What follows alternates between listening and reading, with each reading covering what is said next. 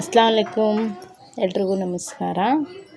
ಇವತ್ತೇನು ರೆಸಿಪಿ ಅಂದರೆ ಈಸಿಯಾಗಿ ಸಿಂಪಲಾಗಿ ಮಾಡುವಂತಹ ರೆಸಿಪಿ ಇದು ಟೊಮೊಟೊ ಚಟ್ನಿ. ಅದಕ್ಕೆ ಬೇಕಾದ ಸ್ವಲ್ಪ ಟೊಮೊಟೊನ ಕಟ್ ಮಾಡ್ಕೊತಾ ಇದ್ದೀನಿ. ಒಂದು ಬೆಳ್ಳುಳ್ಳಿಯನ್ನು ಬಿಡಿಸ್ಕೊಂಡಿದ್ದೀನಿ. ಆಮೇಲೆ ಕಡಾಯಲ್ಲಿ ಎಣ್ಣೆ ಹಾಕ್ಬಿಟ್ಟು ಎಣ್ಣೆ ಸ್ವಲ್ಪ ಬಿಸಿ ಆದಮೇಲೆ ಬಿಡಿಸ್ಕೊಂಡಿರ್ತೀವಲ್ಲ ಬೆಳ್ಳುಳ್ಳಿ ಅದರಲ್ಲಿ ಹಾಕಿ ಸ್ವಲ್ಪ ಫ್ರೈ ಮಾಡ್ಕೊಳ್ಳಿ. ಕಲರ್ ಚೇಂಜ್ ಆಗೋ ಗಂಟ ಫ್ರೈ ಮಾಡ್ಕೊಳ್ಳಿ.